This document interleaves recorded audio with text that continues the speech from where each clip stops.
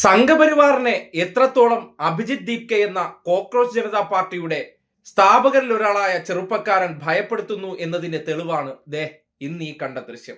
ജന്തർ മന്ദിറിൽ രാജ്യത്തെ ഉന്നത വിദ്യാഭ്യാസ മേഖലയിലെ പരീക്ഷകളുമായി ബന്ധപ്പെട്ട അഴിമതിയിൽ കേന്ദ്ര വിദ്യാഭ്യാസ മന്ത്രിയായിട്ടുള്ള ധർമ്മേന്ദ്ര പ്രധാന്റെ രാജി ആവശ്യപ്പെട്ട് ആരംഭിച്ച നിരാഹാര സമരത്തോടനുബന്ധിച്ച് ഇന്നിപ്പോൾ ബലം പ്രയോഗിച്ചുള്ള അറസ്റ്റിനു പിന്നാലെ അഭിജിത് ദീപ്കെക്കെതിരെ ഒരു സംഘിണി മഷി ഒഴിക്കുന്ന സാഹചര്യം ഉണ്ടായിരിക്കുകയാണ്.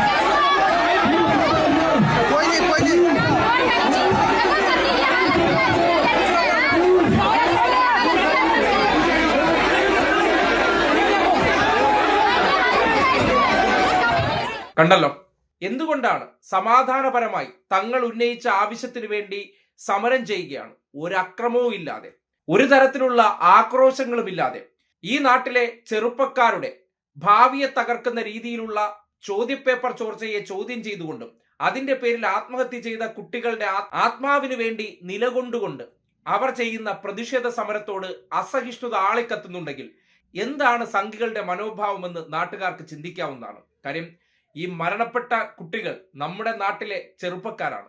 ആ ജീവൻ എന്തുകൊണ്ട് നഷ്ടപ്പെട്ടു എന്ന് പറഞ്ഞാൽ ഭരിക്കുന്നവരുടെ വീഴ്ച കൊണ്ടാണ്, അവരുടെ ഗുരുതരമായിട്ടുള്ള അലംഭാവമാണ്. ഈ നാട്ടിലെ ചെറുപ്പക്കാരുടെ ഭാവിയായിട്ടുള്ള മത്സര പരീക്ഷകളെ ചില തൽപര കക്ഷികളായിട്ടുള്ള കച്ചവടക്കാർക്ക് തീരെഴുതി കൊടുത്ത് അതിന്റെ ചോദ്യപേപ്പർ ചോർത്തി അനർഹർക്ക് റാങ്ക് ലിസ്റ്റിൽ ഇടം നേടി കൊടുക്കുമ്പോൾ രാവന്തിയോളം ഉറക്കമിളച്ച് പഠിച്ച ചെറുപ്പക്കാരുടെ ജീവിതങ്ങൾ, അല്ലെങ്കിൽ ഈ നാടിന്റെ ഭാവി തലമുറയുടെ ജീവിതങ്ങളെ നാമാവിശേഷമാക്കിയ ഒരു വകുപ്പിന്റെ തലവൻ രാജിവെക്കണമെന്ന് ആവശ്യപ്പെട്ടതിൽ എന്ത് തെറ്റാണുള്ളത്? 16ഓളം വിദ്യാർത്ഥികൾ ആത്മഹത്യ ചെയ്തു. ആ ആത്മഹത്യ ചെയ്ത കുട്ടികളുടെ ജീവന് ആരാണ് ഉത്തരവാദിത്തം പറയേണ്ടത്? എന്തിന്റെ വീഴ്ച കൊണ്ടാണ് അവർക്ക് ആത്മഹത്യ ചെയ്യേണ്ടി വന്നത്? കഷ്ടപ്പെട്ട് പഠിച്ചു, ആ പഠിച്ചത് ഒരു തെറ്റായിരുന്നു. അവർ ഉന്നത വിദ്യാഭ്യാസത്തിന് വേണ്ടി അല്ലെങ്കിൽ പരീക്ഷയ്ക്ക് വേണ്ടി തയ്യാറെടുപ്പുകൾ നടത്തി കഷ്ടപ്പെട്ട് പഠിച്ച് ഒടുവിൽ മത്സര പരീക്ഷയിലേക്ക് എത്തുമ്പോൾ ആ ചോദ്യപേപ്പർ ചോർത്തി അനർഹരുടെ കയ്യിലെത്തിച്ച് അവർക്ക്, ഈ കഷ്ടപ്പെട്ടവർക്കല്ല സീറ്റ് കിട്ടാൻ പോകുന്നത്, ചോദ്യപേപ്പർ ചോർന്നു കിട്ടുന്നവരുടെ അവസ്ഥയിലേക്ക് എത്തുമ്പോഴും CBSE പരീക്ഷയുടെ വാല്യുവേഷൻ മുഴുവൻ നശിപ്പിച്ചുകൊണ്ട് ഭാവിയിലെ ഉന്നത പരീക്ഷകൾ എഴുതാൻ അയോഗ്യരായി മാറിയ നിരവധി കുട്ടികൾ, അങ്ങനെ ചെറുപ്പക്കാരുടെ ജീവിതം കൊണ്ട് പന്താടിയവർക്കെതിരെ പ്രതിഷേധ സമരം നടത്തിയത് ഒരു കുറ്റമാണോ? അല്ലല്ലോ, ഒരു ഉത്തരവാദിത്തമാണ്, ഒരു പൗരന്റെ ധാർമ്മിക ബോധമാണ്. അതാണ് അമേരിക്കയിൽ ഇരുന്ന് സോഷ്യൽ മീഡിയയിലൂടെ ഉയർത്തിക്കൊണ്ടുവന്ന വികാരം. അദ്ദേഹം ഒരിക്കലും ആക്രമണത്തിന് ആഹ്വാനം ചെയ്യാതെ ജന്തർ മന്ദിറിൽ വന്ന് നിരാഹാര സമരം നടത്തിക്കൊണ്ട് ആ വകുപ്പ് കൈകാര്യം ചെയ്ത മന്ത്രി രാജിവെക്കണമെന്നാണ് ആവശ്യപ്പെട്ടത്. ന്യായമായിട്ടുള്ള കാര്യം. അതിന് നേരെ കരിയോയിൽ ഒഴിച്ചിട്ടുണ്ടെങ്കിൽ, മഷി ഒഴിച്ചിട്ടുണ്ടെങ്കിൽ അവർ ആ പ്രവൃത്തി ചെയ്തത് എന്തിനു നേരെയാണ്? ഈ നാട്ടിലെ ചെറുപ്പക്കാരുടെ മുഖത്തേക്കാണ് മഷി ഒഴിച്ചിരിക്കുന്നത്. സംഘപരിവാറുകാരുടെ കഴിവില്ലായ്മ, അവരുടെ ഭരണ സംവിധാനത്തിൽ വന്ന വീഴ്ചയിൽ ഈ മഷി എറിഞ്ഞവളുടെ വീട്ടിലെ കുട്ടി പോലും നാളെ ഭാവി തുലാസിലായിരിക്കുന്ന സാഹചര്യത്തിൽ ഈ പ്രവൃത്തി ചെയ്തിട്ടുണ്ടെങ്കിൽ സമാധാന സമരം പോലും ഉൾക്കൊള്ളാനുള്ള മാനസികാവസ്ഥ സംഘപരിവാറുകാർക്ക് നഷ്ടപ്പെട്ടിരിക്കുന്നു എന്നതിന്റെ തെളിവാണ്. കേന്ദ്രന്മാർ ഗുണ്ടകളെ പറഞ്ഞു വിട്ടിട്ടും സംഘിണികളായിട്ടുള്ള ഇതുപോലുള്ള വനിതാ അക്രമകാരികളെയൊക്കെ ഇറക്കി വിട്ടുകൊണ്ട് ആ പ്രതിഷേധ സമരത്തെ വഴിതെറ്റിക്കാൻ പരിശ്രമിക്കുകയാണ്.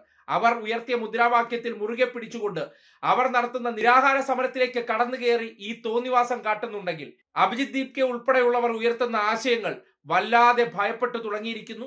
ആ സമരത്തിന് പിന്നിലേക്ക് ജനവികാരം പതിയെ പതിയെ ഉണർന്ന് അവരിലേക്ക് അനുഭാവപൂർണമായി എത്തിത്തുടങ്ങിയപ്പോൾ എങ്ങനെയും വ്യക്തിയെ അറ്റാക്ക് ചെയ്യാനുള്ള സമീപനം സ്വീകരിക്കുമ്പോൾ വിശ്വഗുരു ഉൾപ്പെടെയുള്ളവർ വല്ലാതെ ഭയപ്പെട്ടു തുടങ്ങി. അതിനെ അവഗണിച്ച് ഇല്ലാതാക്കാം, അല്ലെങ്കിൽ അവഗണിച്ച് ആ സമരത്തെ ഒഴിവാക്കാമെന്ന് വിചാരിച്ചിരുന്നിടത്ത് പതിയെ പതിയെ പിടി അയഞ്ഞു വരുന്നു എന്ന് തിരിച്ചറിഞ്ഞപ്പോഴാണ് ഇങ്ങനെയുള്ള അക്രമങ്ങളിലേക്ക് അവർ കടക്കുന്നത്. വരും ദിവസങ്ങളിൽ അഭിജിത് ദീപ്കെ എന്ന ചെറുപ്പക്കാരന്റെ ജീവൻ എന്ത് സംഭവിച്ചാലും അതിന് ഈ നാട്ടിൽ ഒരേ ഒരു ഉത്തരവാദിയേ ഉള്ളൂ. അതാരാണെന്ന് നിങ്ങളോട് പറയേണ്ട കാര്യമില്ല. അവർ അതിനു വേണ്ടിയിട്ട് പല ചാവേറുകളെയും ആ സമരത്തിലേക്ക് പറഞ്ഞയക്കുന്നു എന്നതിന്റെ തെളിവാണ് ആ ദൃശ്യം.